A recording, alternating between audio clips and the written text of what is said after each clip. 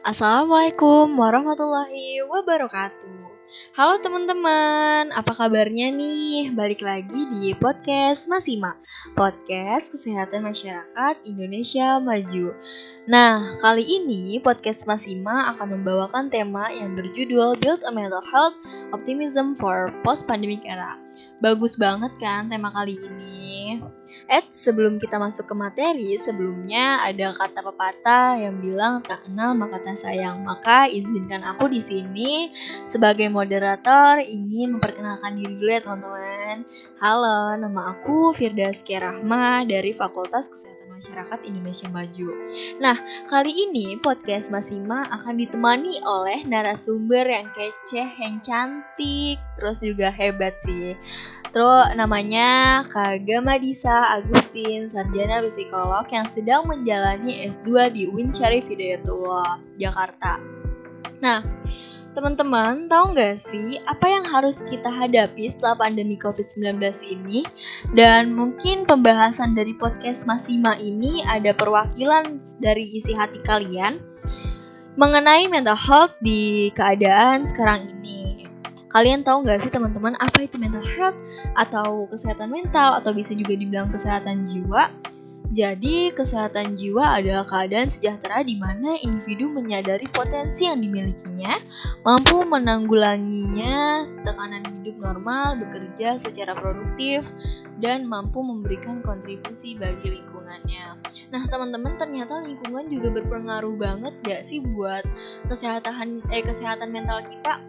Kalau misalkan emang lingkungan kita bagus, berarti insya Allah akan membawa kita menjadi perkembangan hidup kita yang jauh lebih baik. Tapi kalau misalkan lingkungan kita buruk atau bisa dibilang dengan toxic ya, itu pada zaman sekarang bilangnya toxic gitu kan, itu akan berdampak nggak sih buat perkembangan kita di kehidupan selanjutnya, apalagi kan ini abis pandemi gitu kan, terus bakal menjalani hidup masa depan yang nggak tahu bakal terjadi apa gitu kan ya teman-teman. Nah makanya nih teman-teman semua, karena tema kali ini bener-bener bagus banget atau bisa mewakili hati kalian, makanya jangan di skip ya podcast ini, didengerin sampai habis ya teman-teman. Enjoy.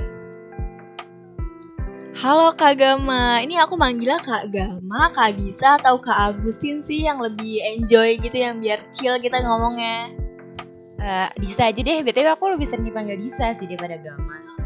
Oke, kalau misalkan emang kayak gitu maunya, biar kita enjoy ngomongnya. Terus kalau misalkan mental health ini kan harus enjoy ya, biar kalian semua nih, teman-teman semua yang ngedengerin podcast ini tuh bisa nangkepnya secara rinci gitu, apa yang tahu bakal apa yang kita jalanin ke depannya gitu ya teman-teman. Nah, Kak Disa, aku ini kepo sih sebenarnya, yang lebih spesifik dari kesehatan mental tuh apa sih? Sebenarnya tuh kayak gimana sih? Terus juga ada pertanyaan nih dari aku. Kenapa sih kesehatan mental itu benar-benar penting sih dalam kehidupan sehari-hari gitu kan? Apalagi di situasi yang sekarang ini, situasi yang dimana sekarang ada varian baru atau bisa dibilang Omicron ya gitu kan. Boleh dijawab Kak Disa? Oke, boleh. Tadi sebelumnya Firda udah ngejelasin pengertian kesehatan mental secara umum ya. Berarti aku boleh nambahin ya, kesehatan mental menurut WHO nih. Jadi WHO bilang kesehatan mental itu merupakan kondisi dari kesejahteraan yang disadari individu yang di dalamnya terdapat kemampuan-kemampuan untuk mengelola stres kehidupan yang wajar, untuk dapat bekerja secara produktif dan menghasilkan serta berperan serta di komunitasnya. Ya gampangnya, kesehatan mental tuh kayak tingkat kesejahteraan psikologis seseorang atau ketiadaan gangguan jiwa gitu. Oke, tadi Firda nanya kan ya, kenapa kesehatan mental itu sangat penting dalam kehidupan sehari-hari, apalagi di situasi sekarang ini. Terus sudah gitu muncul lagi ada situasi COVID yang baru ya, Omicron. Oke. Setelah kita mengetahui pengertian kesehatan mental secara umum dan menurut WHO nih, setelah itu kita tuh harus tahu kesehatan mental dalam diri kita sebelum kita membahas pentingnya kesehatan mental untuk diri kita sendiri gitu. Nah, ada baiknya kita tuh harus mengenali dulu nih sebenarnya diri kita nih dalam keadaan kesehatan mental yang baik atau enggak sih gitu. Nah, semisalnya kita udah tahu, kayaknya gue nggak apa-apa nih, kayaknya gue oke-oke aja. Biasanya tuh kan kalau misalnya lagi pandemi gini kan suka ada tuh yang kayak cemas berlebihan atau kayak sampai depresif, sampai ketakutan. Kayak aduh gue kalau misalnya sampai kena gimana gitu segala macam. Nah itu tuh bisa jadi salah satu indikator kita tuh punya kesehatan mental yang baik atau enggak sih gitu. Nah setelah kita udah tahu nih kalau misalnya kita ini punya kesehatan yang baik atau setelah kita tahu kita punya kesehatan mental yang baik atau enggak, barulah kita bisa tahu apa sih pentingnya dan manfaat dari kesehatan mental itu sendiri buat diri kita gitu. Nah, jadi yang pertama, kesehatan mental tuh berkaitan sama kesehatan fisik. Salah satu psikiatris namanya Dr. Brock Chisholm itu pernah bilang kalau without mental health there can be no true physical health. Yang artinya tanpa kesehatan mental kita nggak akan mendapatkan kesehatan fisik yang sebenarnya gitu. Contoh sederhananya nih ya, misalnya kita pasti pernah dong ngerasa kayak nggak semangat, unmotivated, terus kayak lemas gitu. Nah pas kita kayak gitu, tubuh kita tuh jadi kayak itu kan salah satu contoh kayak sakit fisik gitu kan ya. Nah otomatis kadang tuh kalau kita disuruh mikir jadi kayak males, terus kayak nggak bisa berpikir yang berat-berat gitu kan ya. Nah itu tuh salah satu contoh bahwa pikiran, perasaan, dan sikap kita tuh mempengaruhi kesehatan fisik kita. Nah di psikologi itu ada istilah namanya mind-body connection.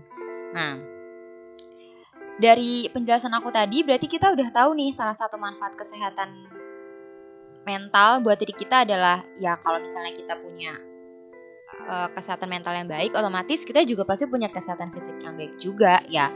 Kebalikannya kayak gitu. Terus yang kedua, kesehatan mental tuh berkaitan sama kehidupan sosial. Di kehidupan sosial tuh seseorang yang punya gangguan kesehatan mental tuh cenderung mengalami masalah sama relasi, perawatan diri, kepekaan, dan lain sebagainya. Contoh nih ya, misalnya orang yang punya gangguan depresi itu punya gejala kayak gak punya motivasi, terus akhirnya dia jadi malas ngejalanin kehidupan, terus akhirnya dia jadi gak ngerawat diri. Nah kalau dia udah gak ngerawat diri, otomatis kan untuk bergaul, untuk catch up sama teman-temannya tuh pasti kan dia jadi gak pede kan, jadi yang gak percaya diri, terus tiba-tiba jadi gak punya kemampuan untuk aduh kayak gue malu nih ketemu sama teman-teman gue, habis kayaknya gue gini, habis kayaknya gue gitu. Nah itu salah satu contoh di mana dampak dari kita nggak punya kesehatan mental yang baik itu berpengaruh sama kehidupan sosial kita gitu. Nah selain itu juga pentingnya kesehatan mental tuh ya, kita bisa menghadapi tantangan di dunia keseharian kita, terus habis itu kita juga lebih punya pandangan yang positif sama aspek kehidupan satu dan lainnya gitu. Terus tadi juga udah dibahas, kita juga kalau misalnya punya kesehatan mental yang baik, kita juga punya kesehatan fisik yang baik gitu paling enggak. Oh gitu ya Kak, jadi emang kita tuh harus punya motivasi diri terlebih dahulu, terus baru kita juga harus mempunyai motivasi gitu dari orang lain biar kita semakin bisa menjalani kehidupan berikutnya gitu. Nah aku mau nanya nih, terus gimana sih Kak kita mempersiapkan mental di masa post pandemic era ini gitu, buat biar kita lebih siap gitu ke depannya, karena kan kemarin tuh pandemi kita bakal kita tuh kehilangan gitu dari salah satu keluarga, entah orang tua, entah kakak, entah adik gitu Kak. Itu gimana tuh mempersiapkan dirinya?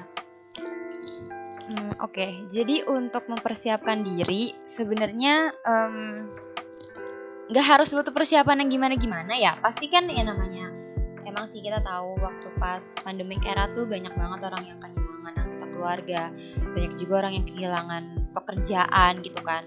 Tapi setelah itu kan pasti mereka menjalani kehidupan normalnya lagi dong gitu.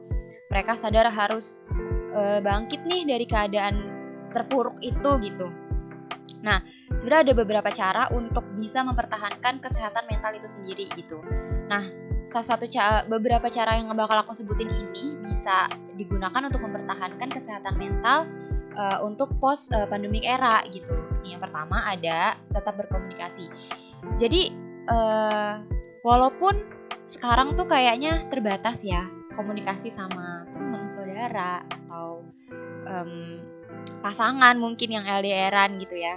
Tapi kan ada internet kan ya, kita tuh masih bisa bercengkrama dengan teman-teman lewat telepon atau video call gitu. Kayak manfaatkanlah teknologi untuk mengurangi beban-beban selama pandemi kemarin gitu. Misalnya kayak sedih nih kehilangan orang tua atau misalnya kayak kehilangan teman gitu.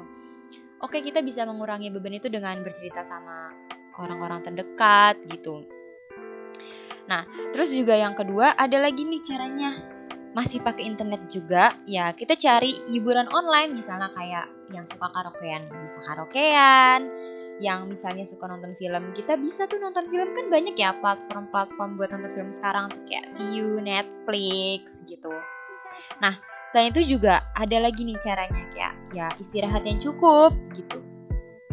Karena kan seperti yang tadi udah aku bilang, kalau misalnya kita punya tubuh yang baik, otomatis kesehatan mental kita juga pasti baik gitu. Dan yang terakhir, kita harus bangun pikiran kita secara positif. Walaupun banyak banget nih ya kan kayak rumor-rumor di luar sana yang bilang COVID inilah, COVID itulah, banyak varian baru ini itu segala macam. Nah, kita harus bisa filter kayak mana yang harus kita terima, mana yang harus kita buang gitu, supaya kita tuh nggak banyak overthinking gitu, nggak banyak yang dipikirin gitu.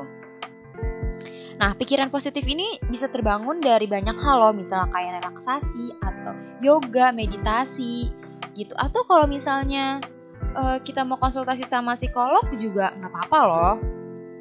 Gitu aja paling enggak. Oh gitu ya Kak. Jadi teman-teman semua kurang-kurangin nih yang namanya overthinking. Taunya paginya ceria, tahu-tahu pulangnya malam-malamnya overthinking, nangis gitu kan. Kurang-kurangin tuh yang begitu-gitu. Terus aku juga mau nanya nih Kak.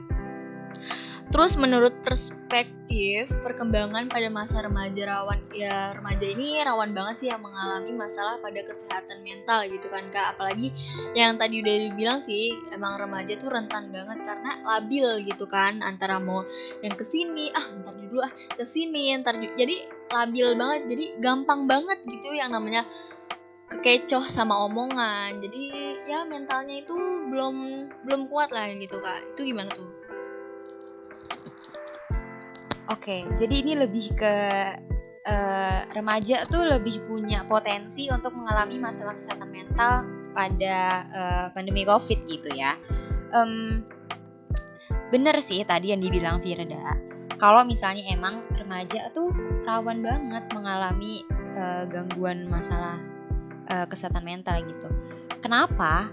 Karena ada nih penelitian yang bilang kalau misalnya sebelum pandemi itu kan remaja-remaja itu pasti sering tuh main sama temennya habis pulang sekolah, terus ngobrol lama dari pagi sampai pagi lagi, atau misalnya kayak nongkrong gitu kan. Pokoknya aktivitas-aktivitas offline yang ya tatap muka lah gitu intinya. Terus tiba-tiba dibatasin, kita nggak bisa ngapa-ngapain gitu.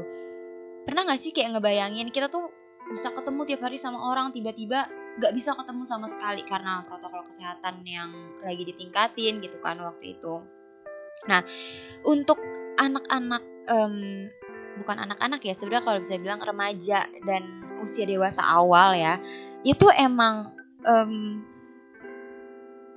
bisa pembatasan seperti itu tuh bisa menciptakan kondisi kesepian gitu ya. Kayak isolasi mandiri gitu atau misalnya isolasi sosial, itu tuh bisa meningkatkan risiko depresi dan gangguan kecemasan pada anak-anak dan remaja gitu ya. Nah, padahal kan sejatinya kita tahu kalau emang anak-anak atau remaja seusia itu tuh ya mereka bisa membangun relasi lewat lingkungan pertemanan gitu. Ya kebayang gak sih kalau misalnya mereka lagi harus ketemu banyak orang, terus kayak tiba-tiba dibatasin sama sekali gitu, gak bisa ketemu orang tuh kan pasti rasanya gimana sih kan. Oh gitu ya Kak. Jadi aku juga ada nih gimana tuh, ada mengapa terdapat suatu stigma yang dimana mengitari kesehatan mental bahwa seseorang memiliki suatu gangguan mental itu kayak mental itu kayak orang mencari perhatian gitu. Terus ada juga orang yang bilang kayak sakit mental atau sakit jiwa itu sama aja kayak orang sakit jiwa yang pada umumnya. Itu bener gak sih sebenarnya? Gini, stigma atau penilaian negatif yang dialami oleh pasien gangguan jiwa di Indonesia tuh emang udah parah banget gitu ya. Nah, penilaian negatif ini tuh sebenarnya terjadi karena apa sih gitu? Nah, jadi penilaian negatif atau stigma negatif sama orang yang memiliki gangguan mental ini terjadi akibat cara pandang seseorang terhadap suatu kelompok yang memiliki ciri khas yang beda dari lingkungan sekitar. Nah, kayak orang ODGJ, orang dengan gangguan jiwa. Untuk orang normal, dia tuh beda. Jadi orang yang normal tuh menganggap kayak, dia tuh gak normal, ODGJ. Padahal gak semua orang dengan gangguan mental itu dianggap ODGJ gitu. Dan gangguan mental atau penyakit atau patologis pada psikis itu banyak state-nya gitu. Ada yang ringan, ada yang sedang, ada juga yang sampai tahap parah yang emang harus benar-benar dirawat di rumah sakit jiwa gitu. Tapi itu juga nggak bisa tapi maksudnya hal-hal yang seperti itu juga nggak boleh dibenarkan gitu, kayak berarti emang orang-orang yang punya gangguan mental tuh emang beda ya, emang dia tuh nggak normal gitu.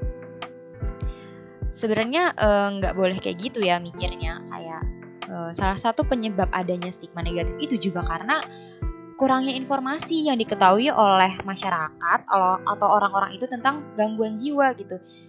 Jadi kayak mereka tuh menganggap bahwa ya orang dengan gangguan jiwa tuh pokoknya beda dengan kita, nggak sama gitu sama kita. Padahal kan sama-sama manusia gitu kan. Cuman bedanya dia punya penyakit harus disembuhin, kita alhamdulillah kan enggak gitu.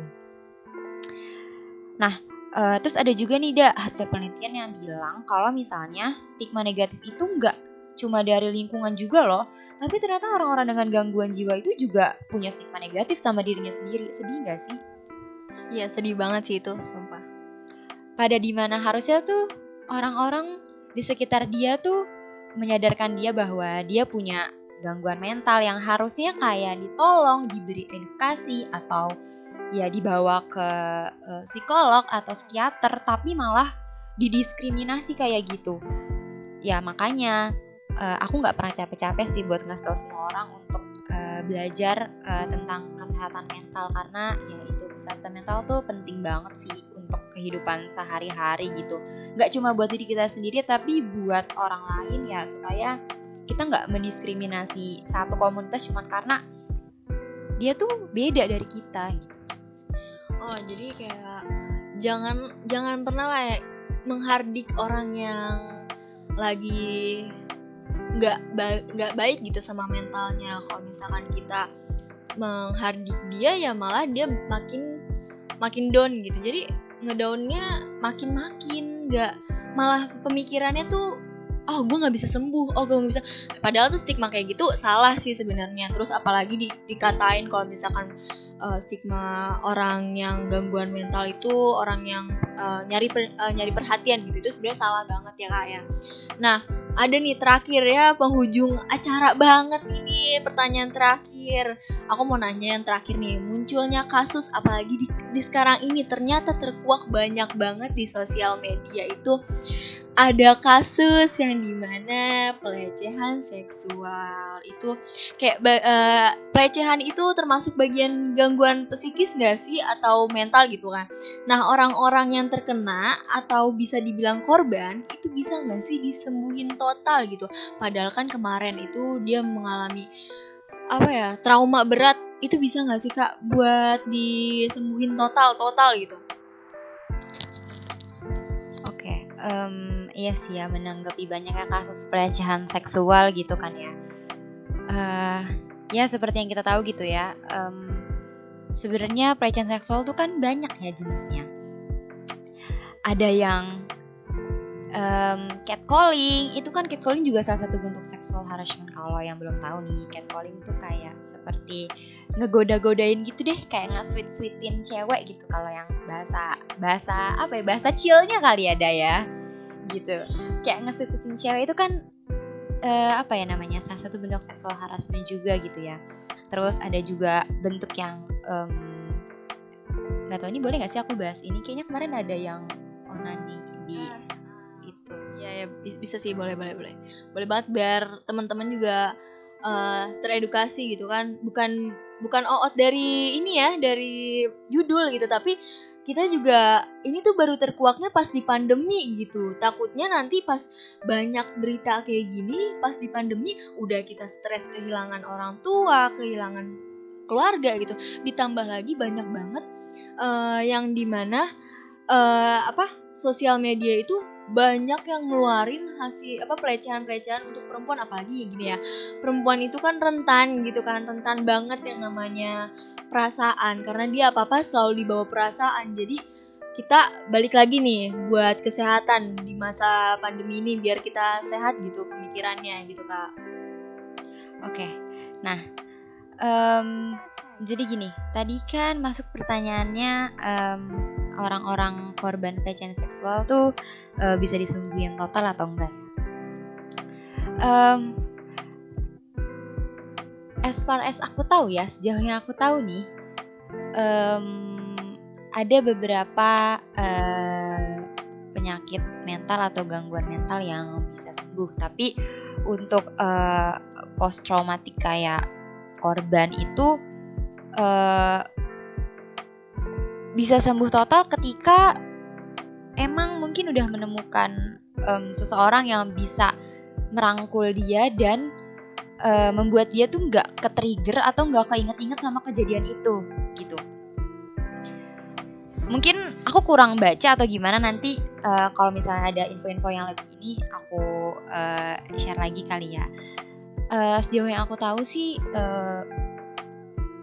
aku belum pernah tahu kalau misalnya ada orang dengan gangguan mental yang traumatik gitu ya bisa benar-benar sembuh total gitu tanpa obat atau misalnya kayak tanpa bimbingan psikolog gitu. Setahu aku mereka tetap menjalani pengobatannya gitu, kayak tetap datang ke psikolog, tetap dikasih obat sama psikiatris kalau misalnya emang ada gejala-gejala depresi. Oke, jadi tadi kan lagi ngomongin kalau misalnya, maaf ya tadi kepotong sebentar ya Dak, sorry. Jadi kan tadi lagi ngomongin kalau misalnya orang dengan traumatik kena pelecehan seksual tuh bisa sembuh total atau enggak. Nah, setahu aku sih tadi seperti yang udah aku tekankan di awal ya, aku belum tahu, aku belum baca lagi, aku belum dapet berita lagi kalau misalnya ada orang dengan traumatik pelecehan seksual tuh bisa sembuh dengan total. Tapi memang nggak cuman traumatik pelecehan seksual, berbagai macam bentuk gangguan kesehatan mental tuh pasiennya atau orang-orang yang mengalami gangguan mental ini juga setelah dirujuk ke psikiatris dan psikolog, dikasih obat dan diberi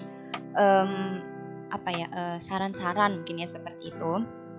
Nah, biasanya seiring berjalannya waktu, kalau misalnya mereka mengalami kemajuan, misalnya kayak mereka udah mulai mau membuka diri sama keluarganya, mau membuka diri ke lingkungan sosial lagi, biasanya sesi-sesi terapi dari psikolog atau misalnya dosis obat dari psikiatri itu juga berkurang. Jadi mungkin sembuh total mungkin enggak, tapi semoga aja ada informasi baru ya mengenai itu. Ya berarti ya gitu, kalau misalnya dia mengalami kemajuan yang baik, ya berarti sesi terapinya dikurangin, terus obatnya juga makin dikurangin, otomatis kan itu juga baik ya buat tubuh dia gitu. Mungkin segitu aja kali ya, ada yang bisa aku kasih nih, aku serahin lagi ke moderator di kami.